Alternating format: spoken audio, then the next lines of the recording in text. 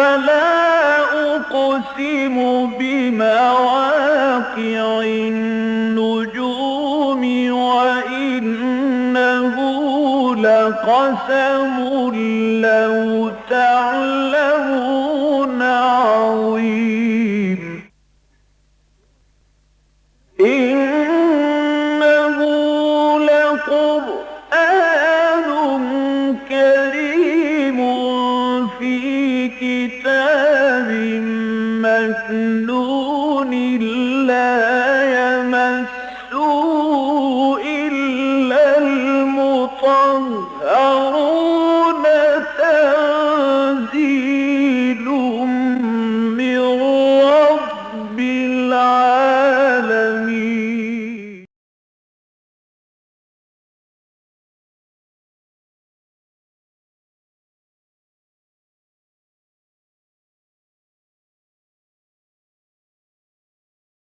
أعوذ بالله من الشيطان الرجيم. بسم الله الرحمن الرحيم. ألف لام را كتاب أحكمت آياته ثم فصلت من لدن حكيم خبير ألا تعبدوا إلا الله إنني لكم منه نذير وبشير وأن استغفروا ربكم ثم توبوا إليه يمتعكم متاعا حسنا إلى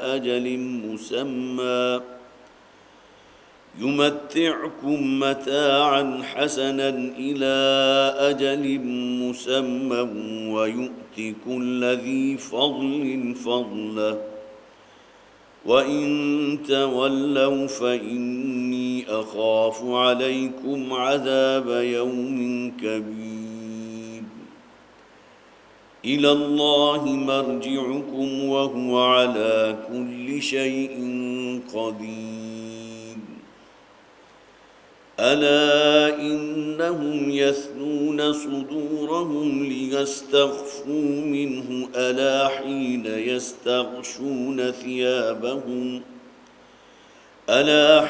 يستغشون ثيابهم يعلم ما يسرون وما يعلنون إنه عليم بذات الصدور وما من دابة في الأرض إلا على الله رزقها ويعلم مستقرها ومستودعها كل في كتاب مبين وهو الذي خلق السماوات والأرض في 6 أيام وكان عرشه على الماء ليبلوكم أيكم أحسن عملا ولئن قلت إنكم مبعوثون من بعد الموت ليقولن الذين كفروا إن هذا إلا سحر مبين ولئن أخرنا عنهم العذاب إلى أمة معدودة ليقولن ما يحبسه ألا يوم يأتيهم ليس مصروفا عنهم وحاق بهم ما كانوا به يستهزئون ولئن أذقنا الإنسان منا رحمة ثم نزعناها منه إنه ليئوس كفور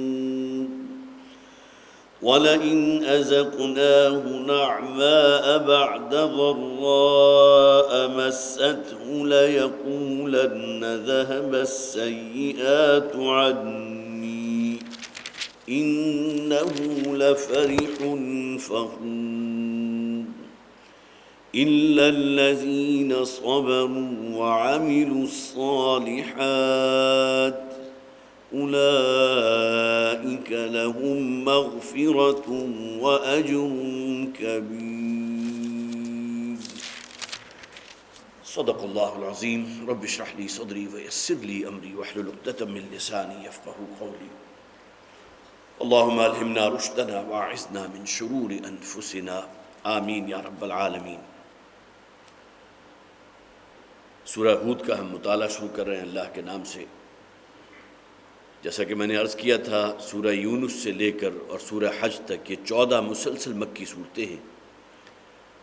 تقریباً ان تمام کا نفس مضمون ایک ہی ہے، اور اکثر و بیشتر صورتیں وہ ہیں کہ جن کا زمانہ نزول بھی تقریباً ایک ہے۔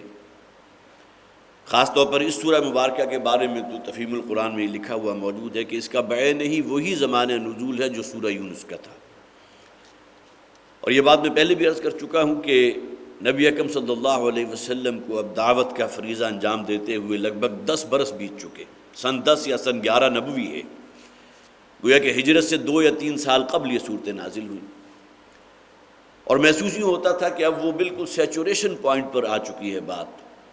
کہ مکہ کی بستی میں سے کچھ لوگ تو وہ تھے جو حضور پر ایمان لے آئے، جو اہل ایمان کہلائے، صحابہ کرام میں ان کا شمار ہوا،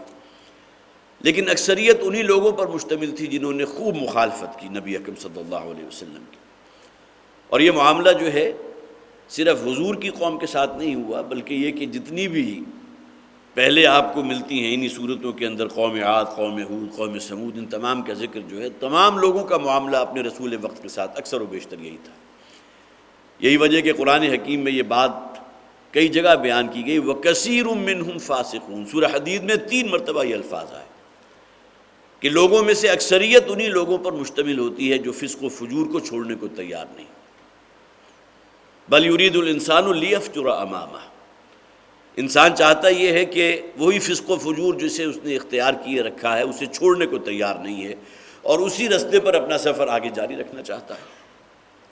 تو معلوم یہ ہوتا ہے کہ سورہ مبارکہ کا بھی ابھی میں جب اس کا ایک بڑی بنیادی سا ایک اس کا مفہوم آپ کے سامنے رکھوں گا، اس کا تجزیہ مضامین کا، کیا محسوس ایسا ہوتا ہے کہ نبی اکرم صلی اللہ علیہ وسلم کو بھی اس بات کا اندیشہ ہو چلا تھا کہ کہیں اللہ تعالیٰ کی طرف سے کوئی بہت بڑی پکڑ یا کوئی عذاب الہی جو ہے میری قوم کو نہ آ لے۔ بخاری کی روایت ہے، حضرت ابوبکر صدیق رضی اللہ تعالیٰ عنہ، حضور کا ظاہر ہے کہ آپ کے بالکل قریبی ساتھیوں میں سے تھے، اور آپ کے بارے میں وہ مشاہدہ کر رہے تھے کہ حضور پر اچانک بڑھاپے کے آثار رونما ہو گئے۔ تو ایک دن تخلیہ حضرت ابوبکر صدیق رضی اللہ تعالیٰ عنہ کو فراہم ہوا، تو حضور سے سوال کیا حضرت ابوبکر نے کہ میں دیکھ رہا ہوں کہ آپ اچانک، آپ کے اوپر ضعف بھی اور بڑھاپے کے آثار بھی، بالوں میں سفیدی بھی عام طور پر ہوتا ہے۔ ایک تو یہ نیچرل پروسیس ہے کہ جس میں انسان جو ہے وقت کے ساتھ ساتھ اس میں جھریاں بھی پڑنے لگتی ہیں، پھر زردی بھی آ جاتی ہے، پھر کمر کے اندر بھی خم پیدا ہو جاتا ہے، بال بھی سفید ہو جاتے ہیں، آنکھوں میں موتیا بھی اتر آتا ہے۔ یہ تمام گویا کہ وہ سنگھائے میل ہیں انسان کی عمر کے رستے کے۔ لیکن یہ کہ بسا اوقات آپ کا بھی مشاہدہ ہوگا کہ کسی شخص پر اچانک کوئی ایسی ڈپریشن کا معاملہ ہوا، یا فرسٹریشن ہے، یا شدید مایوسی ہے، یا حالات اس درجے دگرگوں ہوئے کہ اچانک بڑھاپا رونما ہو گیا۔ تو حضرت ابوبکر صدیق رضی اللہ تعالیٰ عنہ نے حضور سے سوال کیا تھا کہ میں دیکھ رہا ہوں آپ پر بہت تیزی سے بڑھاپا آ رہا ہے۔ تو اس پر حضور نے فرمایا جس کا میں نے 12 حوالہ دیا تھا، لیکن تفسیر ابن کثیر میں چونکہ اس واقعے کے راوی حضرت ابوبکر صدیق رضی اللہ تعالیٰ عنہ، لہذا میں نے پھر بیان کر دیا کہ حضور نے فرمایا شیبتنی ہود واخواتھا، کہ مجھے سورہ ہود اور اس کی ہم مضمون صورتیں، ظاہر سورہ یونس بھی ہے، پھر سورہ ہود سے آگے چلے جائیں سورہ یوسف، اگرچہ سورہ یوسف کا اس حوالے سے کوئی معاملہ نہیں ہے کہ اس صورت میں کسی قوم پر عذاب کا ذکر ہو، لیکن جسے ایام اللہ کہتے ہیں، اللہ کے دن کہ جس میں اللہ کا عذاب نازل ہوا تھا، وہ ان صورتوں میں بڑے نمایاں، شیبتنی ہود واخواتھا۔ دوسری بات نوٹ کیجئے کہ اس سورہ مبارکہ میں 3 انداز بہت نمایاں ہیں۔ یہ مولانا مودودی رحمۃ اللہ علیہ کی تفسیر جو ہے اس کا میں مطالعہ کر رہا تھا۔ ایک دعوت کا انداز ہے، اور دعوت کیا ہے؟ دعوت توحید۔ ہر رسول کی دعوت یہی تھی، اللہ تعبدوا الا اللہ، اللہ کے سوا اور کسی کی بندگی نہیں کرو گے۔ گویا کہ جو تمہارے جھوٹے خدا ہیں، جو دیوی اور دیوتا ہیں، جن کی تم ڈنڈوت کرتے ہو، جن کے نام سے نذرانے جو ہے وہ پیش کرتے ہو ان کی خدمت میں، یہ تمام چیزیں باطل ہیں، صرف ایک اللہ تمہارا خالق ہے، اسی کی بندگی اختیار کرو۔ دوسری بات ہے فہمائش کی، کہ تم اپنا طور طریقہ چھوڑنے کو تیار نہیں۔ دنیا میں مال و دولت یا کسی کو کوئی سیادت حاصل ہو گئی یا کوئی اسٹیٹس حاصل ہو گیا، اب اس کو چھوڑنے کو تیار نہیں ہو، لیکن یہ کہ تم سے پہلی قوموں کا معاملات جو ہیں قرآن میں بڑے واضح الفاظ میں بیان کر دیے گئے،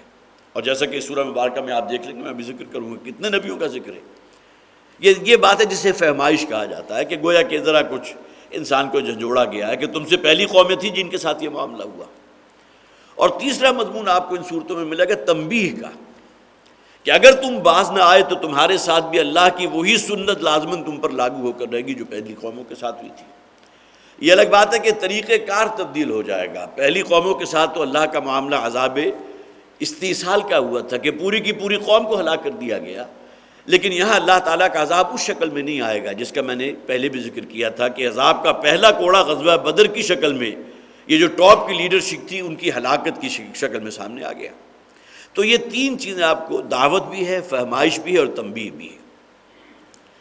اب آئیے سورہ مبارکہ میں پہلے دو رکوع جو ہیں وہ تو حد درجے، جسے آپ شاہانہ آغاز کلام کہیں گے، بہت ہی شاہانہ انداز ہے،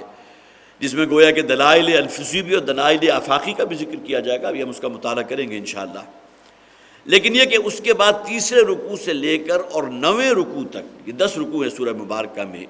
گویا کہ مسلسل رکوع ہیں، تیسرے سے لے کر 9ویں رکوع تک 7 رکوع مسلسل ہیں، جن میں انبیاء و رسول ہیں۔ حضرت نوح علیہ السلام سے سلسلے کا آغاز ہوا، پورے 2 رکوع، بڑے طویل رکوع ہیں جو حضرت نوح کے زمانے سے متعلق ہیں۔ پھر حضرت ہود کا ذکر ہے، پھر حضرت صالح کا ذکر ہے، حضرت ابراہیم علیہ السلام کا ذکر ہے، حضرت لوط علیہ السلام کا ذکر ہے، حضرت شعیب کا ذکر ہے، اور آخر میں حضرت موسیٰ علیہ السلام کا ذکر ہے۔ تو گویا کہ وہی بات جو میں نے عرض کی تھی کہ نبی اکرم صلی اللہ علیہ وسلم پر جو اچانک آثار رونما ہوئے تھے بڑھاپے کے، تو ان تمام، اور جو خاص طور پر ان آیات میں جو انداز اختیار کیا گیا ہے کہ جس میں گویا کہ محسوس ہوتا تھا کہ اب اللہ تعالیٰ کی طرف سے بھی جو ان کا پیمانہ تھا وہ مقرر کیا جا چکا ہے، اب کوئی نہ کوئی عذاب جو ہے کسی شکل میں بھی میری اس قوم کے اوپر نازل ہو کر رہے گا۔ اس سورہ مبارکہ کے بارے میں یہ چند باتیں تو میں نے عرض کر دی، لیکن یہ کہ اس کا مطالعہ شروع کرنے سے پہلے 2 باتیں اور نوٹ کر لیجئے۔ پہلی بات تو یہ کہ اس سورت کا آغاز حروف مقطعات سے ہوا۔ اس سے پہلے کا جتنا حصہ ہم نے قرآن حکیم کا پڑھا ہے اس میں صرف 2 صورتیں تھیں، سورہ بقرہ اور سورہ آل عمران، دونوں کا آغاز الف لام میم سے ہوا۔ یہ تیسری صورت ہے اس مجموعے کی، گویا کہ اگر ہم ترتیب مصحف کو سامنے رکھیں تو تیسری صورت ہے جس کا آغاز الف لام را سے ہو رہا ہے۔ ممکن ہے بہت سے حضرات چونکہ یہاں نئے ہیں شاید ان کے علم میں نہ ہو، تو چند باتیں میں بنیادی طور پر عرض کر دوں۔ حروف مقطعات قرآن حکیم میں غالباً 29 صورتیں ہیں جن کا آغاز حروف مقطعات سے ہوا۔ اب ان کو ہم پڑھتے ہیں بالکل الگ الگ، الف لام را، الر نہیں پڑھیں گے، یا الف لام میم کو علم نہیں پڑھیں گے، بلکہ الف الگ ہے، لام الگ ہے اور میم الگ ہے، اور تینوں کے اوپر آپ دیکھیں گے اس کے اوپر جو ہے وہ مدہ ہے یا کھڑی زبر ہے۔ الف لام را، الف لام میم صاد، کاف ہا یا عین صاد، یہ 5 حروف بھی ہیں۔ سورہ حامیم عین سین قاف اس کے بھی 5 حروف ہیں، اسی طرح سورہ مریم اس کے آغاز میں بھی 5 حروف مقطعات ہیں۔ جہاں تک ان کے معانی کا معاملہ ہے، کسی شخص نے بھی ایسی کوئی روایت کوٹ نہیں کی کہ نبی اکرم صلی اللہ علیہ وسلم سے مروی فلاں حدیث ہے کہ جس میں الف لام میم کے یہ معنی حضور نے متعین کیے، الف لام میم صاد کے یہ معنی مقرر کیے، الف لام میم را کے یہ معنی مقرر کیے، کہیں کوئی حدیث نہیں ہے۔ لیکن اسی کے تناظر میں دیکھ لیجئے کہ کہیں کوئی اعتراض بھی سامنے نہیں آتا، حالانکہ مشرکین مکہ کو تو کوئی نہ کوئی بہانہ چاہیے تھا حضور پر اعتراض کرنے کا۔ اب جس کلام کو حضور ان کی بزوم خیش منسوب کر رہے ہیں کہ اللہ کا کلام ہے، اور وہ خود اس بات کو بھی محسوس کرتے ہیں کہ اس کلام کے اندر لوگوں کو کیپچر کرنے کی صلاحیت ہے، اپنی طرف کھینچنے والا کلام ہے، اس کے اندر جو شاہانہ انداز ہے، جو اس کے اندر انداز اختیار کیا گیا ہے، جو اس کے اندر سیاق و سباق، اور اس کے علاوہ یہ کہ جو قوافی اور ردیف کا خیال رکھا گیا ہے، لہذا یہ خیال بھی ہوا کہ شاید بہت عمدہ قسم کی شاعری ہے، بہت عمدہ قسم کی نثر ہے، لیکن ظاہر ہے کہ یہ باتیں تو نہیں تھیں۔ تو اس حوالے سے بھی کوئی ایک اعتراض بھی رجسٹر نہیں ہے ان لوگوں کی طرف سے کہ انہوں نے یہ کہا ہو کہ یہ کیسا کلام ہے کہ جس کے آغاز میں الف لام میم آ گیا، الف لام میم را آ گیا، الف لام میم صاد آ گیا، کاف ہا یا عین صاد آ گیا۔ اس کے معنی کیا ہوئے کہ اس زمانے میں جو بھی اس زمانے کا ادب تھا اس میں یہ انداز استعمال کیا جاتا تھا،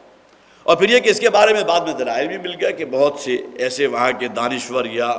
شعراء کے جن کا کلام تھا تو اس میں اس قسم کے حروف مقطعات وہ استعمال کیا کرتے تھے۔ یہی وجہ ہے کہ کہیں کوئی آن ریکارڈ کوئی اعتراض موجود نہیں ہے کہ حروف مقطعات کے بارے میں فلاں شخص نے قرآن پر یہ اعتراض کیا تھا کہ کیسا مہمل کلام ہے معاذ اللہ کہ جس کے معنی معلوم نہیں ہے۔ لیکن بعض حضرات نے اس میں اپنی سی کوشش کی ہے، مثلا یہ کہ عبرانی زبان کے اکثر و بیشتر الفاظ جو تھے وہ مختلف شکلوں سے ماخوذ تھے۔ مثلا مچھلی کے لیے وہ نون کا لفظ استعمال کرتے تھے، قرآن حکیم میں بھی نون کا لفظ آیا، ذنون مچھلی والے، حضرت یونس علیہ السلام جن کا ذکر ہم نے حضرت یونس کی سورہ یونس میں پڑھا تھا۔ اسی طرح یہ سانپ جو ہے اس کو عام طور پر جو بنایا کرتے تھے تو سانپ کے لیے توئے کی جو ہے وہ ایک لفظ استعمال کرتے تھے، سانپ طوا، اور طوا جو ہے بالکل اسی طرح جس طرح کہ کوئی پھنیر ناگ ہے اس کا پورا دھڑ جو ہے وہ تو کھڑا ہوا ہے اور نیچے ایک کنڈلی موجود ہے توئے کی شکل میں، تو یہ طوا کا لفظ جو ہے گویا کہ سانپ کے لیے استعمال ہوتا تھا۔ اسی طرح بیت جو ہے گھر، وہ بے اس طرح لکھا جاتا تھا کہ گویا کہ ایک خالی پلاٹ ہے اور 2-4 دیواریاں لگ گئیں، با اس کے معنی گھر ہے، بیت اسی کو کہا جاتا تھا۔ تو عبرانی زبان میں مختلف جو الفابیٹس تھے ان کا کچھ نہ کچھ تعلق جو ہے کچھ صوری اعتبار سے کچھ تصویروں کے ساتھ تھا۔ لیکن ایک بات بہرحال یہ بات موجود ہے کہ جن جن صورتوں میں لفظ طا آیا ہے، طاسین میم، ان صورتوں میں حضرت موسیٰ علیہ السلام کی زندگی کا وہ واقعہ کہ جس میں وہ اژدہا اور پھر یہ کہ جادوگروں کے ساتھ جو مقابلہ ہوا تھا اس میں بطور خاص موجود ہے۔ تو اس کے معنی کیا ہوا کہ سورہ مبارکہ میں جس کے شروع میں حروف مقطعات میں سے طا موجود ہے اس میں گویا کہ حضرت موسیٰ علیہ السلام کا وہ سانپ والا واقعہ، اژدہے والا واقعہ بھی موجود ہے۔ یہ مختلف آراء ہیں، بہرحال اس کے بارے میں پھر میں عرض کروں گا کہ کوئی حتمی رائے نہیں ہے۔ بعض حضرات نے یہ بھی کہا مثلا الف لام میم ہے تو یہ اصل میں مخفف ہے، الف اللہ کا سب سے پہلا لفظ لے لیا گیا، الف اللہ،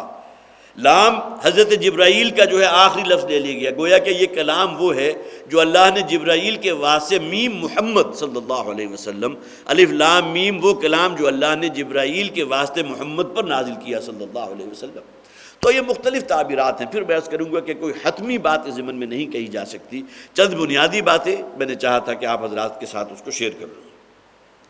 تو الف لام را کتاب احکمت آیاتہ ثم فصلت من لدن حکیم خبیر، یہ کتاب وہ ہے کہ جس کی آیات بڑی محکم ہے۔ محکم کسے کہتے ہیں؟ مضبوط، استحکام بھی اسی سے بنا، محکم انتہائی مضبوط، بہت پختہ۔ ثم فصلت من لدن حکیم خبیر، اور پھر ان کو مفصل کر دیا گیا، اس کو کھول دیا گیا، بیان کر دیا گیا، اس کی تفصیل بیان کر دی گئی۔ کس کی طرف سے؟ من لدن حکیم خبیر، اس ہستی کی طرف سے جو حکیم ہے اور خبیر ہے، جو کمال حکمت والی ہر شے سے باخبر ہے۔ سورہ آل عمران کی آیت نمبر 7 میں قرآن حکیم کی آیات کو 2 حصوں میں تقسیم کیا گیا، منہ آیات محکمات ہن ام الکتاب و اخر متشابہات، کہ قرآن حکیم میں وہ آیات ہیں کہ جو محکم ہیں، جس کے بارے میں کوئی شک و شبہ نہیں، ظاہر اس میں توحید آ گئی، معاد آ گیا، رسالت آ گئی، انبیاء و رسول آ گئے۔ کسی نبی کے بارے میں اگر کسی شخص کے اندر کوئی شکوک و شبہات پیدا ہوئے ہوں تو جا کر عیسائیوں یہودیوں سے پوچھ لیں، ان کی کتابوں کے اندر بھی اسی نبی کا ذکر موجود ہے جس کا ذکر نبی اکرم صلی اللہ علیہ وسلم کر رہے ہیں۔ تو وہ آیات کے جو محکم ہیں، جن کے بارے میں کوئی ریب نہیں ہے، کوئی تشکک نہیں ہے، کسی قسم کے کوئی شبہات نہیں ہے، اور اپنے مضمون پر بہت محکم ہیں۔ وَأُخَرُ مُتَشَابِهَاتٌ، اور کچھ اور آیات بھی ہیں جو متشابہات میں ہیں، جن میں بہرحال بہت سی ہیں، اب اس کو ظاہر ہے کہ مثالیں دینے پر آؤں تو بہت سی مثالیں، مثلا قرآن حکیم میں ید اللہ کا لفظ کہا گیا، اللہ کا ہاتھ، لیکن یہ کہ یہ ہاتھ وہ نہیں ہے جو ہمارے جسم کا ہاتھ ہے، اللہ کے ہاتھ کو ہم اپنے ہاتھ پر قیام نہیں کر سکتے۔ اسی طرح اللہ کی پنڈلی کے لیے بھی لفظ ہے ساق، یوم یکشف عن ساق ویدعون الی السجود، سورہ آل عمران کی آیت نمبر 7 میں آگے فَأَمَّا الَّذِينَ يَتَّبِعُونَ، وہ لوگ کہ جو متشابہات کا اتباع کرتے ہیں تو پھر وہ گویا کہ ان کے دل کی ایک ٹیڑھ ہے، ان کے اندر کجی کی جانب ایک رجحان ہے کہ جو اصل میں اس کی غمازی کر رہی ہے کہ انہیں وہ محکمات سے تو کوئی غرض نہیں ہے، جسے عام طور پر کہا جاتا ہے کہ جو چھوٹی چھوٹی باتیں ہیں اس کے اوپر تو من دیگرم تو دیگری۔ حضرت عیسیٰ علیہ السلام کے جو بہت ہی خوبصورت مواعظ ہیں ان کے اندر یہ الفاظ آپ نے سنے ہوں گے کہ تمہاری مثال ایسے ہے گویا کہ تم مچھر کو تو چھان رہے ہو اور سموچے اونٹ نگل رہے ہو۔ دین کی چھوٹی چھوٹی باتوں کے اوپر جو ہے وہ تو تفرقہ بھی ہے، انتشار بھی ہے، ہاتھ اوپر باندھے کہ نیچے باندھے، آمین ذرا زیادہ زور سے کہی یا کم کہی، یا رفع دین کیا یا نہیں کیا، یا چلی اسی مناسبت سے اور بہت سے معاملات۔ لیکن دین کے جو بڑے بڑے حقائق ہیں، جس میں توحید ہے، آخرت ہے، معاد ہے، پھر اسی طرح رسالت ہے، یہ تمام چیزیں جو ہے اس کے اندر جسے کہا جاتا ہے اس حمام میں تمام ننگے ہیں، ان باتوں سے بالکل کوئی غرض ہی نہیں، لیکن چھوٹی چھوٹی باتوں کے اوپر جو ہے انسان ڈیرا لگا کر بیٹھ گیا۔ اور وہ لوگ کہ جو اتباع کرتے ہیں متشابہات کا، تو وہ اصل میں ان کے دل کا ٹیڑھ ہے، دل کی کجی ہے کہ جس کی جانب اشارہ ہو رہا ہے۔ تو منہ آیات محکمات ہن ام الکتاب و اخر متشابہات، یہاں فرمایا گیا احکمت آیاتہ، یہ کتاب وہ ہے جس کی آیات بڑی محکم ہیں، بہت مضبوط ہیں، وہ دلائل و براہیم ہیں جو انسان کی فطرت کو اپیل کرنے والے ہیں۔ ان فی خلق السماوات والارض واختلاف اللیل والنہار والفلک التی تجری فی البحر، وہ بڑی طویل آیت جو ہے آیت 20ویں رکوع کی غالباً سورہ بقرہ کی، اس کے اندر جن نشانیوں کا ذکر کیا گیا اس کو پڑھتے ہوئے سنتے ہوئے انسان خود محسوس کرتا ہے کہ یہ تو میرے دل کی بات ہے جو قرآن کہہ رہا ہے۔ یہ آیات محکمات ہیں جس سے کوئی انکار نہیں۔ بارش کون برسا رہا ہے؟ تمہیں اولاد کون دے رہا ہے؟ بظاہر میاں اور بیوی دونوں بالکل ٹھیک ہے، لیکن اللہ کا حکم نہیں ہے، 20 سال گزر گئے اولاد نہیں ہوئی۔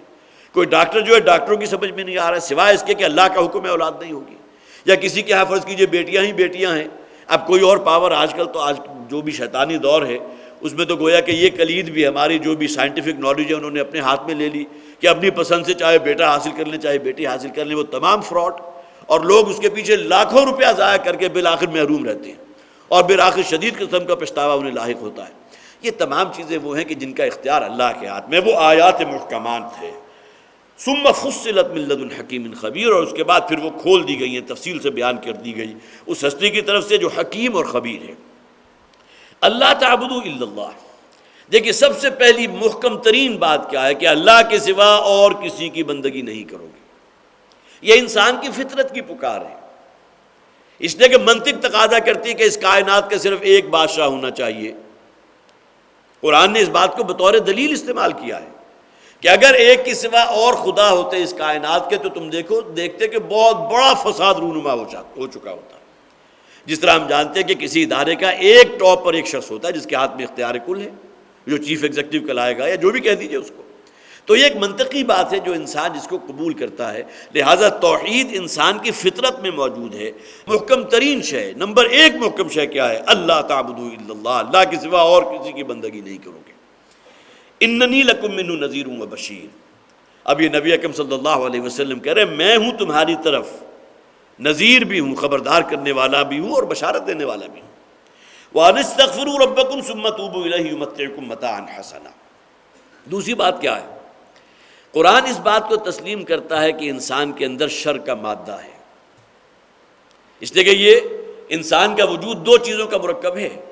ایک خالصتاً حیوانی جبلتیں ہیں انسان میں جن میں اکثر و بیشتر شر کی جانب کھینچنے والی ہوتی ہیں۔ ان النفس لامارۃ بالسوء،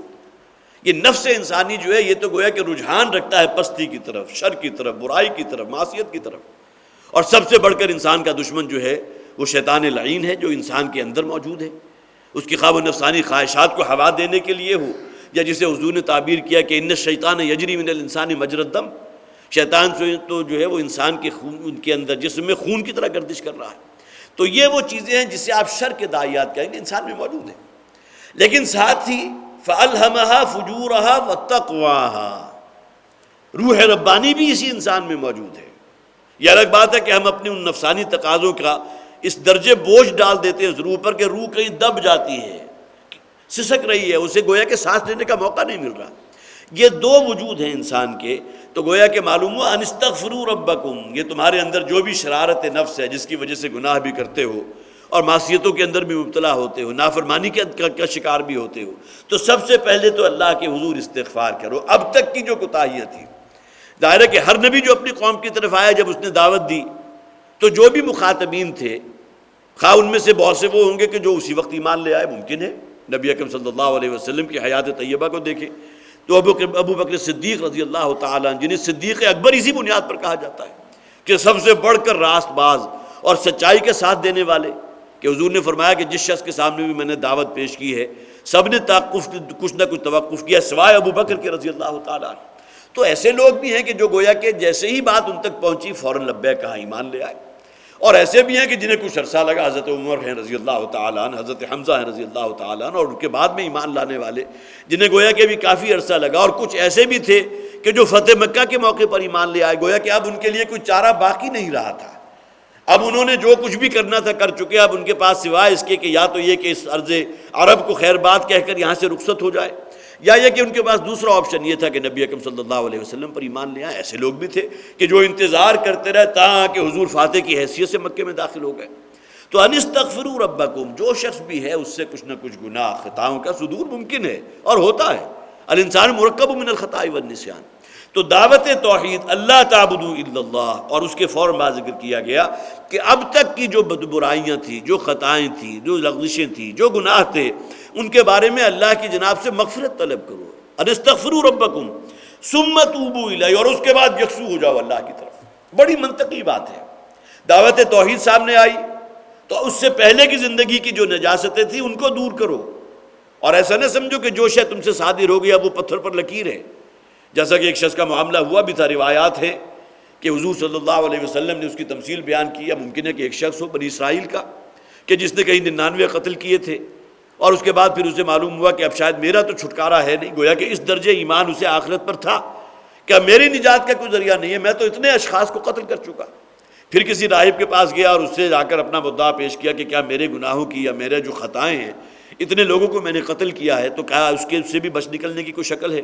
اس نے کہا نہیں، کوئی شکل نہیں ہے، اس نے اس کو بھی قتل کر دیا، گویا کہ اب وہ پورے 100 ہو گئے۔ جبکہ ہمارے دین میں یہ معاملہ نہیں ہے۔ حضور نے فرمایا اگر کوئی شخص کوہ احد جتنے گناہ لے کر بھی صدق دل سے اللہ کے حضور توبہ کرتا ہے تو اللہ تعالیٰ معاف فرما دیتا ہے۔ لہذا پہلی بات دعوت توحید سامنے آئی، اس سے پہلے کی جو لغزشیں تھیں، جو خطائیں تھیں، ان کے بارے میں اللہ کے حضور دعا کرنا ہے، پروردگار معاف فرما دے، مجھ سے بڑی غلطیاں ہوئی ہیں، مجھ سے بڑی کوتاہیاں ہوئی ہیں، بہت لغزشیں ہوئی ہیں، ثم توبوا الیہ، اور پھر رجوع کرو اس کی طرف، پھر یکسو ہو جاؤ۔ گویا کہ اس کے لیے ایک عزم اور ارادہ درکار ہے۔ جہاں تک یہ دوسری سٹیج ہے، اس کے بارے میں سے بہت سے لوگ ہیں کہ جو بہرحال کوئی اللہ کی طرف سے پکڑ آتی ہے، کوئی اللہ کی طرف سے معاملہ آ گیا امتحان کا، تو فوراً متنبہ ہوتے ہیں، پہلے کی زندگی کا جائزہ لے کر آئندہ کے لیے کوئی فیصلہ کرتے بھی ہیں، لیکن کچھ عرصے کے بعد معلوم ہوتا ہے کہ زندگی پھر اسی ڈگر پر آ چکی کہ جو پہلے تھی۔ معاش میں پہلے بھی حرام شامل تھا، پھر دوبارہ شامل ہو چکا، معاشرت اسی طرح کی ہو گئی جیسا کہ پہلے تھی۔ تو اب یہ چیز نہیں ہے، بلکہ یہ کہ پھر یکسو ہو کر اللہ کی طرف متوجہ ہو جاؤ۔ الا من تاب وآمن وعمل عملا صالحا وانستغفروا ربکم ثم توبوا الیہ یمتعکم متاعا حسنا۔ استغفار اپنے گناہوں کی، اور پھر اللہ کے حضور رجوع، اللہ کے حضور توبہ، اسی کی طرف حدیث حنیف کہا گیا، بالکل یکسو ہو کر اللہ کی طرف۔ یمتعکم متاعا حسنا الی اجل مسمی، اس کا نتیجہ کیا نکلے گا کہ اللہ تعالیٰ متاع حسن عطا فرمائے گا ایک متعین مدت کے لیے۔ یہاں خاص طور پر نوٹ کیجئے متاع حسن کو، اس لیے کہ قرآن حکیم ہی نے ایک اور اصطلاح استعمال کی ہے، متاع غرور، دھوکے کا سامان۔ متاع حسن کیا ہے؟ اللہ تعالیٰ اپنے نیکوکار لوگوں کو اس دنیا میں، ظاہر ہے کہ ضرورت ہر شخص کی ہے، اگر اولاد ہے، بیوی بچے ہیں، ان کے لیے معاش چاہیے، پھر یہ کہ اپنے لیے سکنا چاہیے، اپنے لیے کوئی روزی چاہیے، تمام چیزیں جو ہے انسان کی بنیادی ضرورتوں میں سے۔ اللہ تعالیٰ انہوں نے متاع حسن عطا فرمائے گا، پاکیزہ روزی عطا فرمائے گا، اس دنیا میں برتنے کی اچھی چیزیں عطا فرمائے گا، لیکن اس درجے بھی نہیں کہ انسان اللہ سے غافل ہو جائے۔ اور یہ بالکل منطقی سی بات ہے کہ جس کے پاس جتنا زیادہ مال و دولت جمع ہوگا، الا ماشاء اللہ، ٹھیک ہے، ایکسیپشن پروف دا رول، حضرت ابوبکر صدیق رضی اللہ تعالیٰ عنہ مالدار ترین شخص تھے، لیکن یہ کہ اللہ تعالیٰ نے انہیں جتنا مال دیا تھا اتنا ہی ان کے اندر جذبہ انفاق بھی تھا، اور اس کی ظاہر ہے کہ کوئی اور مثال پیش نہیں کی جا سکتی۔ حضرت ابوبکر صدیق رضی اللہ تعالیٰ عنہ کا معاملہ بھی یہی تھا، بہت مالدار تھے، لیکن وہ سارا مال خرچ کہاں کیا؟ اللہ کے دین کے لیے۔ کتنے ہی غلام ہیں کہ جنہیں بڑی خطیر رقم دے کر آزاد کیا جو حضور پر ایمان لا چکے تھے، تاکہ کم سے کم وہ تشدد اور جو پرسیکیوشن ان پر ہو رہا تھا اس سے تو کسی طرح بچایا جا سکے۔ تو جن لوگوں کو اللہ تعالیٰ نے بہت دیا ہے، یقیناً ان میں سے ایسے بھی ہیں کہ جو اس مال کا صحیح مصرف کرتے ہیں، وہ ان کے لیے متاع حسن بن گیا۔ لیکن یہ کہ اکثر و بیشتر ہوتا کیا ہے، جن کے پاس جتنی کثرت کے ساتھ مال و دولت ہے، اتنی ہی اللہ سے اور دین سے دوری ہو جاتی ہے۔ اسی کی چمک دمک ہے، اسی کی زیب و زینت ہے، اسی میں اپنا سٹیٹس اور آگے سے آگے بڑھتے چلے جانا۔ الہاکم التکاثر، یہ تکاثر، کثرت، بہتات، اس کی طلب نے تمہیں اللہ سے غافل کر دیا، آخرت سے بھی غافل ہوئے، موت سے بھی غافل ہو گئے، حتیٰ زرتم المقابر، یہاں تک کہ وہ لمحہ آ پہنچا جب اس دنیا سے رخصتی کا وقت تھا اور تمہیں تمہارے قبروں کے اندر پہنچا دیا گیا۔ تو معلوم ہوا کہ متاع حسن اصل میں وہ شے کہ جو اللہ تعالیٰ اس دنیا میں بڑا اچھا فائدہ عطا فرماتا ہے۔ اس کے مقابلے میں متاع الغرور ہے۔ اب یہاں وہ کثرت مال ہے جو انسان کو دھوکے میں مبتلا کر دیتی ہے، جس کے ذریعے انسان اللہ سے دور ہوتا ہے، جیسا کہ میں نے عرض کیا، غافل ہو جاتا ہے، اور پھر نہ کوئی دین اور اس قسم کا کوئی تقاضا اس کے سامنے نہیں ہوتا۔ اصل شے اپنی مال و دولت اور اس میں آگے سے آگے بڑھ جانا، جیسا کہ عام طور پر کہا جاتا ہے، یہ محاورہ شاید ہمارے لیے بھی استعمال کیا گیا تھا، کہ بعض قومیں ایسی ہوتی ہیں کہ جو روپے پیسے یا ڈالروں کے عوض اپنے قریب ترین کے رشتہ داروں کو بیچ دیتی ہیں، اور وہ الفاظ استعمال کیے تھے ہمارے بارے میں کہ یہ تو اپنی ماں کو بھی بیچ دیں گے ڈالر حاصل کرنے کے لیے، اس لیے کہ ایسی ایک فیکلٹی، ایک ایسی جو ہے وہ باقاعدہ دور موجود تھا کہ جس میں کیسے کیسے لوگوں کو، حالانکہ معاملہ آپ کے سامنے ہے کہ افغانستان کے ملا ضعیف تھے کہ جو بہرحال ایک بہت ان کے قابل عزت تھے، اور ان کو پتہ نہیں کتنے لاکھوں ڈالر دے کر امریکہ کے حوالے کر دیا، اور وہ ڈالر کس کی جیب میں گئے، کیا گئے، اب اس کے بارے میں جو ہے آپ سوچتے رہیے۔ یہ وہ چیز ہے کہ جو انسان، جسے قرآن کہتا ہے متاع الغرور، سوائے دھوکے کے سامان کے کچھ نہیں۔ ثم توبوا الیہ یمتعکم متاعا حسنا الی اجل مسمى، لیکن یہ اللہ کا قانون ہے، اللہ کی سنت ہے، ایک وقت معین کے لیے تمہارے پاس قارون کی دولت بھی جمع ہو جائے، لیکن یہ کہ موت کو اپنے سے دور تو نہیں کر سکتے، ایک دن تو رخصت ہونا ہوگا۔ الی اجل مسمى، جو کچھ بھی اللہ نے دیا ایک خاص وقت تک کے لیے ہے، اور اس کے بعد ان میں سے کوئی شے تمہاری ملک نہیں رہے گی، بلکہ تمہارے بعد آنے والوں کی ملکیت میں چلی جائے گی، اور اس میں جو جھگڑے ہوں گے، جو فساد ہوں گے، جو مقدمات ہوں گے، اور جو کچھ ہوتا ہے آپ کے علم میں ہے۔ سب سے بڑھ کر یہ کہ وراثت کی تقسیم کے اندر جس درجے ظلم ہوتا ہے اس کی تقسیم صحیح نہیں کی جاتی، اللہ کہ کوئی شخص جو ہے اس دنیا میں سے رخصت ہونے سے پہلے کچھ نہ کچھ چیزیں جو ہے متعین کر جائے، لیکن یہ کہ اس میں بھی ہمارے دین میں ایک ضابطہ ہے کہ ایک ثلث سے زیادہ جو ہے وصیت نہیں کی جا سکتی۔ تو یہ تمام چیزیں الی اجل مسمى، ایک وقت معین کے لیے، وَيُؤْتِ كُلَّ ذِي فَضْلٍ فَضْلًا، اور اللہ تعالیٰ دے گا ہر فضل والے کو اس کا فضل۔ یا مراد وہ ہیں کہ جو اللہ پر ایمان لانے والے، توبہ کرنے والے ہیں، رجوع کرنے والے ہیں، استغفار کرنے والے ہیں، ان کے درجات جتنے جتنے بلند ہیں، اللہ تعالیٰ ہر ایک کو اسی کی مناسبت سے اجر و ثواب عطا فرمائے گا۔ وَيُؤْتِ كُلَّ ذِي فَضْلٍ فَضْلًا، اور ہر فضل والا، اچھے اعمال کرنے والے کو اللہ اسی مناسبت سے فضل عطا فرمائے گا۔ وَإِن تَوَلَّوْا فَإِنِّي أَخَافُ عَلَيْكُمْ عَذَابَ يَوْمٍ كَبِيرٍ، لیکن اگر تم نے رخ پھیر لیا، روگردانی اختیار کی، تو اس بات کو جان لو، فَإِنِّي أَخَافُ عَلَيْكُمْ عَذَابَ يَوْمٍ كَبِيرٍ، تو پھر مجھے اندیشہ ہے، یہ گویا کہ مجھے سے مراد نبی اکرم صلی اللہ علیہ وسلم ہے، کہ پھر مجھے اندیشہ ہے تمہارے بارے میں اس بڑے دن کے عذاب سے، یومن کبیر۔ میں نے عرض کیا تھا تذکیر بایام اللہ، یوم کا لفظ آ گیا، گویا کہ جیسا کہ پہلی قوموں کے ساتھ وہ معاملہ ہوا کہ اللہ تعالیٰ نے ایک خاص دن جو متعین کر دیا گیا تھا اللہ تعالیٰ کے علم کتاب میں، اس میں اللہ نے ان کے اوپر جو ہے وہ آسمان سے عذاب کا کوڑا برسایا۔ مجھے اندیشہ ہے تمہارے بارے میں، فإنی اخاف علیکم عذاب یوم کبیر، اس بڑے دن کا عذاب کہیں تمہیں آ نہ دبوچے۔ الی اللہ مرجعکم، اس دنیا سے تو رخصت ہونا ہر شخص کو۔ ایک شخص وہ ہے کہ جو یہ سمجھتا ہے کہ بس اس مٹی میں مل کر مٹی ہو جائیں گے، جیسا کہ کہا گیا ان ہی الا حیاتنا الدنیا نموت ونحیا وما یہلکنا الا الدہر، یہ دہریت ہے کہ دنیا کی زندگی سوائے یہ خود بخود ایک سائیکل چل رہا ہے، جس طرح نباتات ہیں وہ پیدا ہو رہی ہیں، حیوانات پیدا ہو رہے ہیں، ختم ہو رہے ہیں، کسی کو کسی نے چیڑ پھاڑا، کوئی کسی کی خوراک بن گیا، یہی معاملہ انسانوں کا بھی ہے۔ یہ کوئی معاملہ ہے کہ جو خود بخود، یہ سائیکل خود بخود رواں دواں ہے، عام طور پر یہ کہا جاتا ہے، جبکہ فرمایا گیا الی اللہ مرجعکم، اس دنیا سے رخصت ہونے کے بعد تم سب کو اللہ ہی کی طرف لوٹ کر جانا ہے، وَهُوَ عَلَىٰ كُلِّ شَيْءٍ قدیر، اور اللہ تعالیٰ تو ہر شے کی قدرت رکھتا ہے۔ بڑا تمہارے اثر اچھمبا ہے اس بات کا کہ جب ہم مل جائیں، مٹی میں مل کر مٹی ہو جائیں گے، یا فرض کیجئے کہ کسی نے مثال دی ہو کہ کوئی شخص سمندر میں غرق ہو گیا اور اس کا جسم سینکڑوں ہزاروں مچھلیوں کی خوراک بن گیا، اب کیسے ممکن ہے کہ اللہ تعالیٰ اس کو دوبارہ زندہ کر دے؟ اب یہ مختلف قسم کی جو بھی تعویلات ہیں شیطان سکھاتا ہے نا۔ اگر اللہ کو مانا ہے کہ وہ علی کل شیء قدیر ہے، ہر شے کی قدرت رکھتا ہے، تو پھر ظاہر ہے کہ یہ شے بھی اللہ کی قدرت سے باہر نہیں ہے، تمہیں دوبارہ زندہ کر دینا۔ ثم الی الی اللہ مرجعکم، اللہ ہی کی طرف تمہیں لوٹایا جائے گا، وہو علی کل شیء قدیر، اور اللہ تعالیٰ اس پر قادر ہے کہ تمہیں اپنی طرف لوٹا دے، تمہیں دوبارہ پیدا کر دے۔ تمہیں پھر جو ہے ظاہر ہے کہ پیدا کرنا دوبارہ کس لیے ہے؟ جواب دہی کے لیے، محاسبہ اخروی کے لیے۔ الا انہم یثنون صدورہم لیستخفوا منہ، اب یہ آیت جو ہے انہی متشابہات میں سے ہے، جیسا کہ میں نے عرض کیا تھا کہ کچھ آیات ایسی ہیں کہ جس پر گویا کہ انسان جو ہے اس کے ذریعے امکان ہے کہ وہ کہیں کوئی گمراہی کے رستے پر یا کسی اور رستے کی طرف نہ چلا جائے، اس لیے کہ قرآن خود کہتا ہے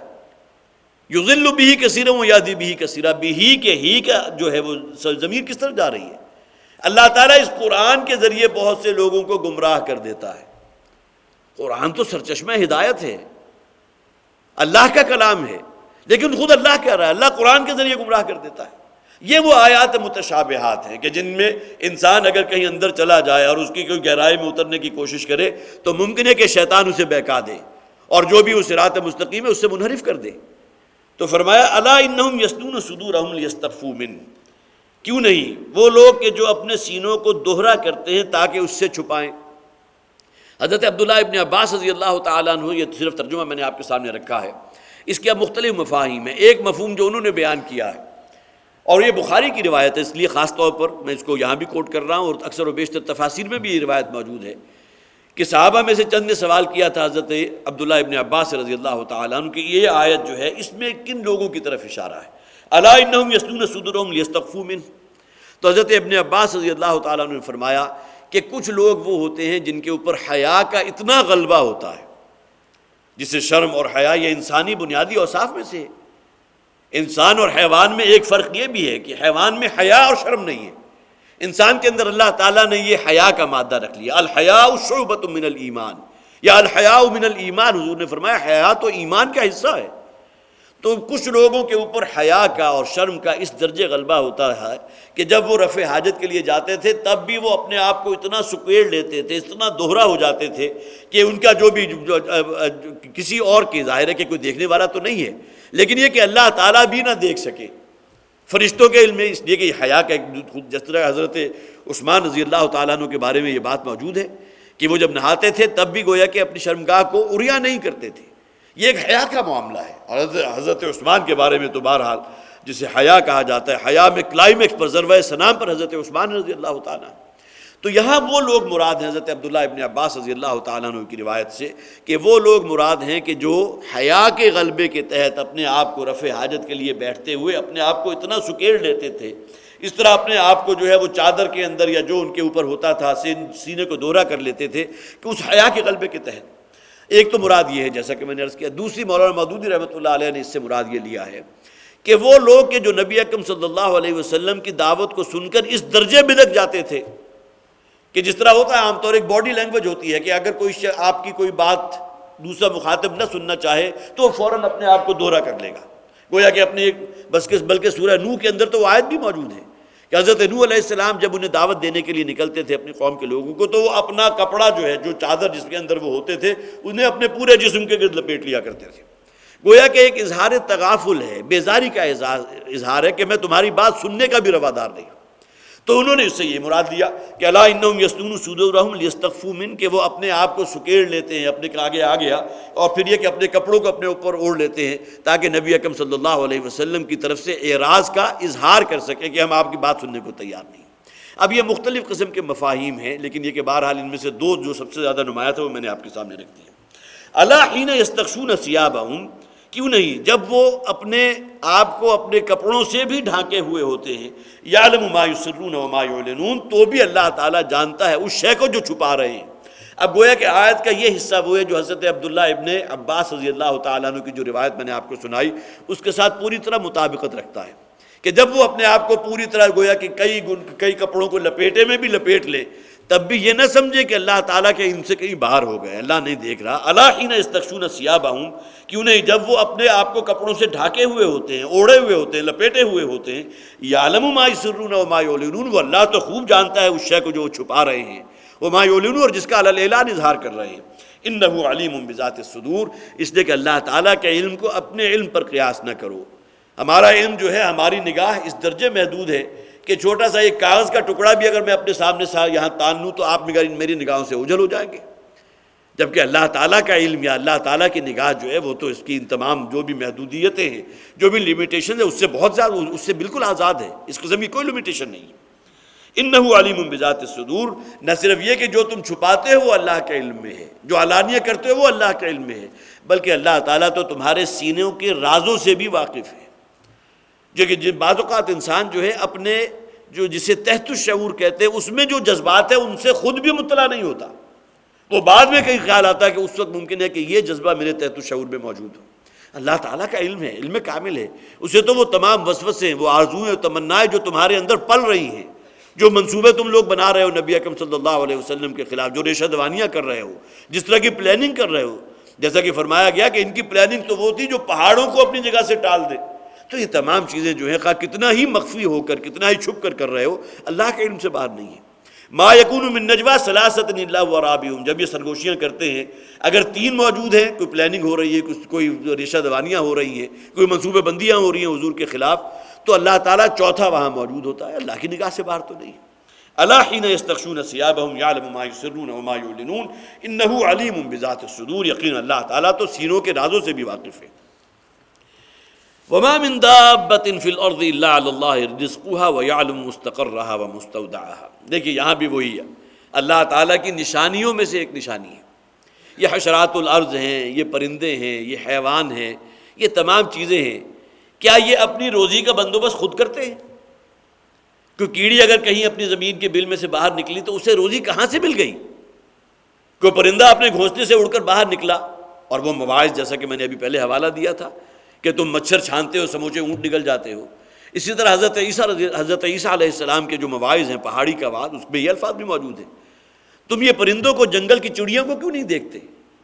جب صبح اپنے گھونسلوں سے نکلتی ہیں تو بالکل خالی پیٹ ہوتی ہیں، لیکن شام کو جب واپس آتے ہیں تو ان کا رب انہیں کھلا پلا کر سیر کر چکا ہوتا ہے، اور بہت آسودہ حال ہو کر اپنے گھونسلے میں واپس پلٹتی ہیں. تو معلوم ہوا کہ ایک ذات ہے کہ جو ہر شے کو اس کا رزق پہنچا رہی ہے. اب یہ بھی عام مشاہدے کی بات ہے، اور اس سے پہلے میں نے اپنا ایک واقعہ بیان کیا تھا، یاد ہوگا آپ کو شاید، پھر دوبارہ اچھا ہے آپ اس میں شیئر کر لیں. ایک مرتبہ کراچی سے لاہور کا سفر تھا، تو ٹرین میں میرے ساتھ ایک صاحب بیٹھے ہوئے تھے، تو وہ وہیں کے بلوچستان میں کہیں رہنے والے تھے. کوئی بات ایسے ہی نکل پڑی، تو انہوں نے اپنا ایک واقعہ بتایا کہ وہ کہیں جا رہے تھے، اسی طرح کہیں پتھریلی زمین تھی، تو ان کے ساتھ ایک شخص تھا، وہ اچانک جھکا اور ایک گول سا پتھر اس نے زمین سے اٹھا لیا، اور اس کے بعد اس کو ہلا کر دیکھا، اس کے اندر سے کوئی شے کھنکنے کی آواز آ رہی تھی. اب اس نے کہا، یہ جو صاحب جو اپنا واقعہ مجھے سنا رہے تھے، یہ وہاں اس وقت موجود تھے، اور ان کی زبان سے یہ واقعہ میں نے سنا، اور اس کے بعد پھر کسی تفسیر کا مطالعہ کرتے ہوئے یہ واقعہ میں نے کسی اور حوالے سے بھی پڑھا. اس شخص نے یوں کہا، اس نے کہا کہ اس کے اندر ایک کیڑا موجود ہے، اور اس کے بعد بالکل بند پتھر، جہاں کہیں گویا کہ آپ یہ کہہ سکتے ہیں کہ شاید ہوا کا گزر بھی نہ ہو، لیکن اللہ تعالیٰ نے کوئی مسام رکھے ہیں اس پتھر کے اندر بھی، آخر ایک زندہ شے اس میں موجود ہے. پھر کہیں اگر کوئی پانی، کہیں بارش برسی ہے یا پانی آیا تو اس کے اندر وہ جذب کی شاید قوت ہوگی، اور جو کیڑا اس کے اندر تھا اس کی ریکوائرمنٹ ہی اتنی ہوگی کہ سال میں ایک مرتبہ اس کو اگر تھوڑا سا پانی بھی مل جائے تو وہ اپنی زندگی کی ڈور جو ہے وہ اس کو کھینچ سکے، اس کو آگے چل. اس کے بعد اس شخص نے پتھر کو توڑا ہے، اور اندر سے پورا ایک زندہ کیڑا جو ہے برآمد ہو گیا. تو جو عام طور پر کہا جاتا ہے جو پتھر کے اندر موجود کیڑے کو بھی رزق پہنچا رہا ہے، اس کی رزاقیت سے تم کیا اس درجے بالکل ہو گئے ہو کہ اس پر توکل نہیں کرتے، اور یہ سمجھتے ہو کہ شاید اپنا رزق میرے ہی ہاتھ میں ہے. یہی وہ تمام چیزیں ہیں جو آج کل واویلا پا کیا جا رہا ہے، آبادی کم کرو، یہ ہو جائے گا، وہ ہو جائے گا، 20 سال کے بعد جو ہے آبادی 8 ارب پہنچ جائے گی اور وسائل ہمارے ختم ہو جائیں گے. اب تک کا تجربہ کیا ہے؟ جیسے جیسے آبادی بڑھ رہی ہے، وسائل اس سے زیادہ تیز رفتاری سے سامنے آ رہے ہیں. آج سے پہلے ان خوراکوں کا تجربہ ہی نہیں تھا، ہمارے علم میں نہیں تھی کہ جو آج ہمارے سامنے موجود ہیں. اور سب سے بڑھ کر یہ کہ خوراک کا جتنا بڑا ذخیرہ سمندر میں موجود ہے اس کا آپ تصور نہیں کر سکتے. اس کا تو میرا خیال ہے فریکشن آف اس کی پرسنٹیج جو ہے 1% بھی کہیں دور کی بات ہے، 1% کا بھی لاکھواں حصہ ہوگا کہ جو سی فوڈ کی شکل میں آپ کے سامنے خوراک کی صورت میں آ جاتا ہے. باقی اتنا بڑا ذخیرہ اللہ تعالیٰ نے رکھا ہوا ہے. اور پانی، یہ گلیشیئر جو ہیں، اربوں ٹن پانی منجمد برف کی شکل میں پہاڑ کی چوٹیوں پہ موجود ہے. یہ پورا نظام اللہ نے قائم کیا، اور تمہیں اندیشہ ہے کہ آبادی بڑھ جائے گی تو وسائل ختم ہو جائیں گے، پھر فاقے ہو جائیں گے، پھر یہ ہو جائے گا. ہاں انسان پر فاقہ بھی آتا ہے، سب کچھ ہوتا ہے، لیکن وہ اللہ کی طرف سے آزمائش ہوتی ہے. انسان آخر پکڑتا بھی ہے. کتنے ہی لوگ ہیں جو قحط کی وجہ سے مر جاتے ہیں. اب یہاں اگر یہ دلیل دی جائے کہ اللہ تعالیٰ نے تو تمام روزوں کے رزق، تمام دابہ، تمام جتنے بھی حیوانات ہیں ان کی روزی کا ذمہ اپنے ذمے لیا ہے، تو ان لوگوں میں جن کے قحط سالی، تو اللہ کی طرف سے آخر عذاب بھی تو آتا ہے نا، پکڑ بھی تو آتی ہے، اور اسی کے نتیجے میں وہ ہلاک کر دیے جاتے ہیں بھوک کی وجہ سے. لیکن اللہ کی سنت کیا؟ وما من دابۃ فی الارض الا علی اللہ رزقها. کوئی ذی نفس، کوئی ذی حیات، دابہ کا لفظ اصلاً تو چوپائے کے لیے ہے،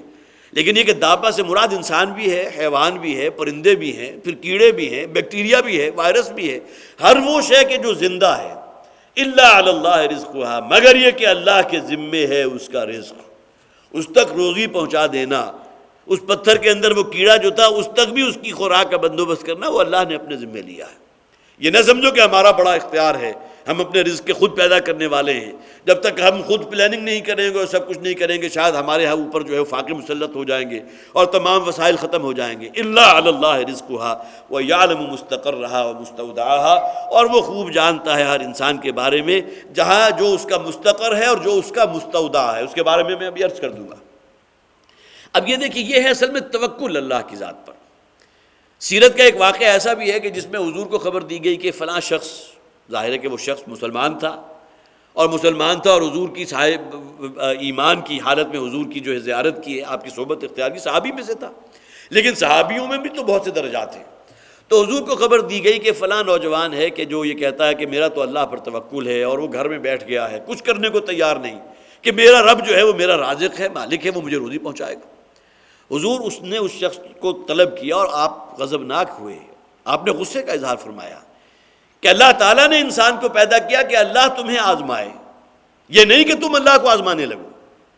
محنت کرنا، مشقت کرنا، اپنے لیے روزی کا بندوبست کرنا وہ تمہاری سعی ہے، مادی وسائل کو اختیار کرو، لیکن یہ کہ تمہارا توکل اللہ کی ذات پر ہونا چاہیے۔ کتنی ہی محنت کر لو لیکن تمہیں نہیں مل سکے گا جب تک کہ اللہ تعالیٰ نہیں چاہے گا، جب اللہ کا فیصلہ نہیں ہوگا۔ تو معلوم ہوا کہ یہاں یہ نہیں ہے کہ اللہ نے چونکہ اپنے ذمہ رزق لے لیا لہذا انسان جو ہے گھر میں بیٹھ جائے، کوئی کام کرنے کو تیار نہ ہو، نہیں۔ السعی منا والاتمام من اللہ، محنت اور کوشش وہ ہماری طرف سے ہوگی۔ یہی معاملہ جو ہے کسی شخص پر کوئی مرض کا حملہ ہو گیا، کوئی بیمار ہو گیا، تو ایسا نہیں ہے کہ اللہ ہی شافی ہے، بس صرف دعاؤں کے اوپر ہی وہ انحصار کرے، ٹھیک ہے، لیکن اللہ تعالیٰ نے بھی کہا ہے، یہی عام طور پر کہا جاتا ہے دوا دارو کرنا سنت رسول میں سے صلی اللہ علیہ وسلم، اس سے کہ اللہ تعالیٰ نے یہ چیزیں پیدا کی ہیں، ان سے استفادہ کرو، لیکن یہ نہ سمجھو کہ اس دوائی کے اندر ہی یہ اثر ہے، اسی کی وجہ سے مجھے شفا ملے گی۔ شفا اللہ کے ان سے ملے گی، الشافی وہ ذات ہے۔ لیکن اگر یہ پہلا تقاضا پورا نہیں کرتے تو پھر وہی بات ہے جو حضور نے فرمائی تھی کہ تو اللہ تعالیٰ کا امتحان نہ لو، تمہیں اللہ نے اس لیے پیدا نہیں کیا کہ تم اللہ کا امتحان لو۔ وَمَا مِن دَابَّةٍ فِي الْأَرْضِ إِلَّا عَلَى اللَّهِ رِزْقُهَا وَيَعْلَمُ مُسْتَقَرَّهَا وَمُسْتَوْدَعَهَا، اور وہ خوب جانتا ہے اس کے مستقر کو بھی اور مستودع کو۔ مستقر ہے اصل میں انسان کا یہ عرصہ حیات جو اللہ نے اس دنیا میں اسے دیا۔ کسی کو سکنا دیا ہے کہ رہنے کے لیے صرف ایک کمرے پر مشتمل گھر ہے، کسی کو بہت ہی 8 کنال پر مشتمل کوٹھی دے دی، کسی کو بہت وسائل دے دیے، روپیہ پیسہ ہے، مال و دولت ہے، کسی کے ساتھ معاملہ بہت جو ہے وہ جسے آپ کہیے کہ اس کو رزق کی چادر کو تنگ کر کے رکھا، یہ اللہ کا اختیار ہے۔ یرزق من یشاء بغیر حساب، کسی چاہتا تو بغیر حساب اللہ تعالیٰ بہتوں کو دیتا ہے۔ تو یعلم مستقرہ، اس دنیا میں جو اس کا استقرار ہے، جو حالات اس پر آنے والے ہیں، جس طرح اس دنیا میں وہ زندگی بسر کر رہا ہے، گویا کہ یہ پورا دونانیہ وہ اللہ کے علم ہے۔ اس سے پہلے بھی میں نے عرض کیا تھا یہ اللہ کے علم کتاب جو ہے اس کو اپنے علم پر قیاس نہ کیجیے۔ اللہ تعالیٰ کو معلوم ہے ہر شخص کے بارے میں، آج سے 1000 برس بعد آنے والے کے بارے میں بھی، اور آج سے پہلے جو ہو گزرا ہے، کہ فلاں شخص کا پوری زندگی کا علم اللہ کے پاس ہے، اور اسی علم کو اس نے گویا کہ وہ اس کتاب کے اندر محفوظ کر دیا، جسے عام طور پر کہا جاتا ہے پھر نوشتہ تقدیر اس پر صادق آ گیا کہ اللہ نے اپنے علم کامل کی بنیاد پر جو شے لکھی تھی وہی سچ واقع ہو گئی، نوشتہ تقدیر جو ہے وہ گویا کہ ثابت ہو گیا، وہ حق ہو گیا۔ تو یہ اللہ تعالیٰ کا وہ علم ہے کہ جس کی بنیاد پر اللہ کو معلوم ہے کہ اس دنیا میں جو دنیا مستقر ہے، اور مستودع کس معنی میں کہ جہاں اسے سونپ دیا جائے گا، اس کے مفہوم میں سونپا جانا مراد ہے، اور یہ گویا کہ اس کا قبر ہے یا اس کو جو بھی کسی شخص کو کوئی جانور نے جو ہے چیر پھاڑ لیا اور کئی جانوروں کی خوراک بن گیا، وہ بھی اللہ کے علم میں تھا۔ کیا اس کے جسم کے مختلف حصے جو ہیں فلاں درندوں کے پیٹ میں جا چکے ہیں، مچھلیوں کی خوراک بن چکے ہیں، یا یہ کہ کس شخص کی موت کہاں واقع ہوگی اور پھر وہ کس حال میں ہوگا اور قبر میں اس کے ساتھ کیا بیتے گی، یہ مستقر ہے اور وہ مستودع ہے۔ گویا کہ مستقر اس دنیا میں اس کا جائے قرار یہ عرصہ حیات، اور مستودع اس کے بعد سے لے کر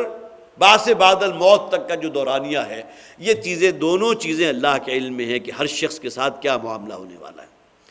سورہ لقمان کے آخر میں جو فرمایا گیا ان اللہ عنده علم الساعة وینزل الغیث، اور آخر میں فرمایا بأی ارض تموت، ہر شخص کے بارے میں اللہ کو معلوم ہے کہ اس کی موت کہاں واقع ہوگی، اور عرض سے مراد صرف وہ گویا کہ مکانی اعتبار سے نہیں، کب واقع ہوگی، کہاں واقع ہوگی، کن حالات میں واقع ہوگی۔ بہت ہی سہولت کے ساتھ اس کی جان نکل جائے گی، یا آخری زندگی کے 5 سال جو ہے بستر پر گزارے گا، کہ کوئی شخص اپنے بارے میں پہلے کچھ کہہ ہی نہیں سکتا، وہ اللہ کے علم ہے۔ یعلم مستقرہا و مستودعہا، جب اس کے علم کو آپ یہ سمجھتے ہیں کہ وہ ہر شے کا علم رکھنے والا ہے، تو ظاہر ہے کہ پھر کوئی شے بھی اللہ کے علم سے باہر نہیں ہے، خواہ وہ اس کا مستقر ہو یا مستودع ہو۔ کل فی کتاب مبین، اب دیکھیے وہ بات آ گئی کہ اس علم کی بنیاد پر جو چیزیں تھیں اللہ تعالیٰ نے ہر ایک کو ایک کھلی کتاب میں لکھ دیا، کل فی کتاب مبین۔ اب اس کا ہم قیاس نہیں کر سکتے وہ کتاب کیسی ہے۔ ہم کتاب کو یہی سمجھتے ہیں کہ یہ صرف صفحات پر مشتمل ہے۔ آج سے 50 برس پہلے جب تک کہ یہ کمپیوٹر یا ٹیکنالوجی نہیں آئی تھی، آج ہمیں معلوم ہے وہ چھوٹی سی آپ وہ USB جسے کہتے ہیں وہ لے جائیں اور اس میں پوری کی پوری بخاری شریف بھی موجود ہے، پوری مسلم بھی موجود ہے، صحاح ستہ کی تمام کتابیں موجود ہیں، لکھی ہوئی تو کوئی شے نہیں ہے۔ وہ انسٹرومنٹ صرف آپ نے کمپیوٹر کے اندر انسرٹ کرنا ہے اور اس کے بعد آپ کے اسکرین کے اوپر تمام چیزیں آ جائیں گی۔ تو یہ اب انسان کی ٹیکنالوجی میں اتنی اگر عظیم انقلاب برپا ہو چکا تو ہم اس کتاب کا کوئی تصور نہیں کر سکتے کہ جس میں اللہ تعالیٰ نے اپنے علم کی بنیاد پر چیزیں لکھ دی، تقدیر لکھی جا چکی ہے۔ یہ الگ بات ہے کہ اللہ کے نبی صلی اللہ علیہ وسلم نے فرمایا کہ صدق دل سے کی گئی دعا جو ہے اللہ کے کیے ہوئے فیصلے کو بھی تبدیل، یہ دعا کا اثر نہیں، اللہ تعالیٰ اپنے فیصلے کو تبدیل کر سکتا ہے۔ کسی بادشاہ نے کسی شخص کے بارے میں فرض کیجئے کہ فیصلہ کر دیا کہ اسے یہ جرمانہ ہوگا، یہ سزا دی جائے گی، یا موت کا پروانہ لکھ دیا، اور اس کے بعد پھر اس کا جو ہے مائنڈ چینج ہو جاتا ہے، اس کے اندر تخفیف کر دیتا ہے، اسے آزاد کر دیتا ہے۔ تو اللہ تعالیٰ تو مالک الملک ہے، اس کو تو اختیار ہے۔ دعا جو ہے جسے کہا جاتا ہے کہ دعا جو ہے وہ جو تقدیر کے معاملات ہیں ان کو بھی تبدیل کر سکتی ہے، اللہ ہی تبدیل کرنے والا ہے، کوئی اور شے تبدیل نہیں کرتی، اللہ ہی کے حکم سے تبدیل ہوتا ہے۔ کل فی کتاب مبین وَهُوَ الَّذِي خَلَقَ السَّمَاوَاتِ وَالْأَرْضَ فِي سِتَّةِ أَيَّامٍ، اور وہی ہے کہ جس نے زمین و آسمان کو 6 ادوار میں پیدا کیا۔ اس میں پہلے بھی گفتگو ہو چکی، یہ 6 مراحل ہیں جس میں اللہ تعالیٰ نے اس کائنات کی تخلیق کی ہے۔ یہ بھی وہی آیات متشابہات میں سے آ گئی کہ آیا وہی دن تھے کہ جو ہمارے دن ہیں، یا وہ دن کے جس کے بارے میں قرآن میں موجود ہے تمہارے 50,000 سالوں پر مشتمل اللہ کا ایک دن ہے، یا اس سے بھی بڑھ کر ہے۔ اس لیے کہ بہرحال ہماری جو آج کل سائنٹیفک جو بھی نالج ہے وہ بھی یہ کہتا ہے کہ اس کائنات یہ زمین جو ہے آج سے اتنے ارب سال پہلے بھی موجود تھی۔ بہرحال ان کے پاس علم کے ذرائع ہیں کہ مختلف فاسلز کو جب وہ اس کا تجزیہ کرتے ہیں یا اس کے ذریعے جو ہے وہ علم رسائی کی وہ تمام جو ہے سطحیں اس کو عبور کرتے ہیں تو کہتے ہیں کہ اتنے ارب سال پہلے کا یہ ڈھانچہ موجود ہے۔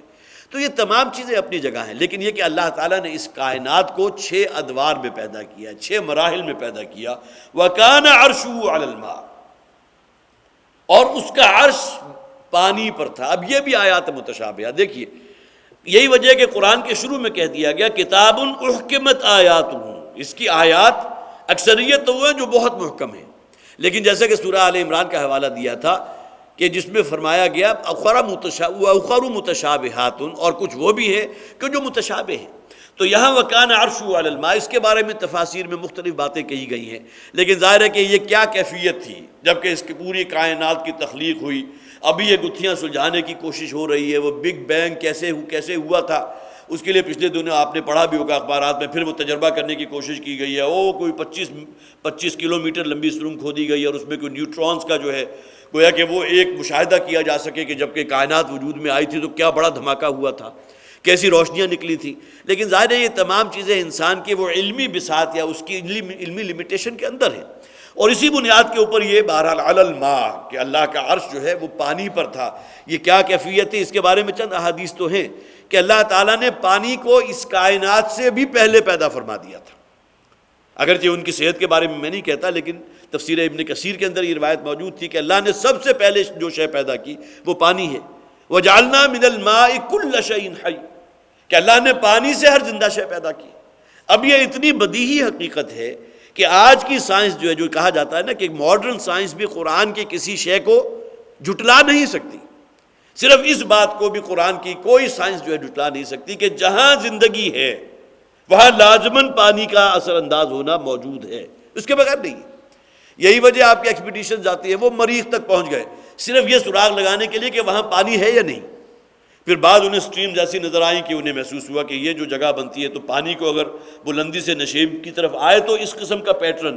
جن حضرات نے کوئی ہوائی سفر کیا ہو اور انہیں تجربہ ہوگا کہ چشمے جو ہے پھر نیچے آتے ہیں تو اپنا وہ پیٹرن اور وہ خاص قسم کی روڑی جو ہے اپنے ساتھ لا کر اپنا ایک ٹریک بنا دیتے ہیں۔ تو مریخ پر بھی کچھ ایسی چیزیں انہیں نظر آئی کہ جس سے انہیں اندازہ ہوا کہ شاید یہاں پانی ہو، لیکن ابھی تک پائے ثبوت کو یہ بات نہیں پہنچ سکی کہ مریخ پر پانی ہے یا نہیں۔ لیکن پانی کا سراغ وہ کیوں حاصل کرنا چاہتے ہیں؟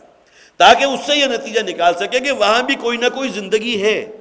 لائف کسی نہ کسی شکل میں موجود ہے۔ گویا کہ قرآن کی وہ بدیہی حقیقت وَجَعَلْنَا مِنَ الْمَاءِ كُلَّ شَيْءٍ حَيٍّ، ہر زندہ شے ہم نے پانی سے پیدا کی ہے، اس کو جھٹلایا نہیں جا سکتا۔ وَكَانَ عَرْشُهُ عَلَى الْمَاءِ، اور کوئی کیفیت ایسی تھی کہ جب کہ اس کا صرف عرش ہی عرش تھا اور پانی پر تھا وہ، لِيَبْلُوَكُمْ أَيُّكُمْ أَحْسَنُ عَمَلًا۔ اب دیکھیں یہاں بہت ہی پیارا انداز ہے، ان تفصیلات میں جانا تمہارا کام نہیں ہے، ان کی کھود کریت میں پڑھ کر تم سوائے اپنے علمی جو اس کی جو بھی ہے اس میں آگے سے آگے تو بڑھتے چلے جاؤ گے، لیکن عمل میں کوئی فرق پیدا نہیں ہوگا۔ یہ خیر و شر کی تمیز اللہ نے جو تمہارے لیے رکھی، اصل شے یہ ہے، اس اعتبار سے تم مکلف ہو، تمہارا محاسبہ اس بنیاد پر ہوگا۔ لہٰذا یہ بحث اس کو سمیٹتے ہوئے آگے کیا کہا، لِيَبْلُوَكُمْ أَيُّكُمْ أَحْسَنُ عَمَلًا۔ اب ہے اصل میں تم مخاطب، تاکہ اللہ تعالیٰ تمہیں جان لے اور تمہیں پرکھ لے، تمہیں امتحانات سے گزارے، اور پھر وہ دیکھے کہ تم میں کون لوگ ہیں جو اچھے اعمال کرنے والے ہیں۔ یہ باقی تمام چیزیں جو ہیں وہ سائنٹیفک معلومات کے درجے میں تو ہیں، اب ان کی کھود کریت میں پڑھتے رہو، اور اس کے لیے بہرحال بعض اوقات خیال بھی آتا ہے اربوں کھربوں روپیہ یہ ضائع کر رہے ہیں، اور اس میں جو ہے وہ سیٹلائٹ اور وہ سیارے کہاں کہاں تک جا رہے ہیں، اور کتنے ہمارے ملکوں کے گویا کہ کئی گنا اس کے بجٹ جو ہیں وہ صرف ایک سیارے کی تیاری میں لگا دیتے ہیں، اور خیال آتا بھی ہے کہ ان کے کس کام کا ہے۔ قرآن اسی طرف اشارہ کر رہا ہے، یہ تمام معلومات، یہ تمام چیزیں جو ہیں وہ ٹھیک ہے، اللہ تعالیٰ نے انسان کو پیدا کیا اور تمام اس کی چاکری میں لگا دیا۔ سخر لکم السماوات والارض، یہ زمین و آسمان، وسخر لکم الشمس والقمر، یہ سورج اور یہ چاند اور یہ تمام چیزیں اللہ نے انسان کے لیے بنائی ہیں۔ لیبلوکم ایکم احسن عملا، تاکہ اللہ تعالیٰ تمہیں جان لے اور تمہیں خوب اچھی طرح پرکھ لے کہ تم میں سے کون لوگ ہیں جو نیک اعمال کرنے والے ہیں۔ گویا کہ میرے اور آپ کے لیے اور قرآن کے مخاطب کے لیے ٹھیک ہے علم حاصل کرو، علم میں آگے سے آگے بڑھو، اور اپنے اندر وہ استطاعت اعدوا لهم ما استطعتم من قوت وبالرباط الخیر، اس باطل کا جو ہے وہ کما کرنے کے لیے وہ علمی بنیاد پر اپنے لیے اسباب بھی فراہم کرو، لیکن اصل شے جو تم سے مطلوب ہے وہ تمہاری اخروی زندگی سے متعلق ہے۔ لیبلوکم ایکم احسن عملا، تاکہ وہ تمہیں جانچ لے اور پرکھ لے کہ تم میں سے کون لوگ اچھے اعمال کرنے والے ہیں۔ بس حضرات یہی ہم آج کا اپنا درس مکمل کرتے ہیں، ختم کرتے ہیں، اگرچہ آیت مکمل نہیں ہوئی لیکن آیت ذرا تھوڑی تفصیل ہے۔ اللہ تعالیٰ ہمیں جو باتیں میں نے آپ تک پہنچائی ہیں، اللہ تعالیٰ ہمیں اسے قبول کرنے کی توفیق عطا فرمائے، اور اس میں اصل پیغام جو میرے اور آپ کے لیے ہے اور وہ عملی اعتبار سے ہے۔ پھر وہی بات میں عرض کروں گا کہ یہ تمام چیزیں جن کا علمی جو بھی اس کا مدار ہے وہ چیزیں الگ ہیں، لیکن اصل شے جو اصل قرآن کا کویسچن ہے جو مجھ سے اور آپ سے ہے وہ یہ اس امتحان میں سے اور اس آزمائش میں سے گزارا گیا، جس کے بعد انسان کے بارے میں فیصلہ ہوگا کہ آیا وہ ناکام ہے یا یہ کہ سرفراز ہو گیا۔ بارک اللہ لی ولکم فی القرآن العظیم ونفعنی وإیاکم بالآیات والذکر الحکیم۔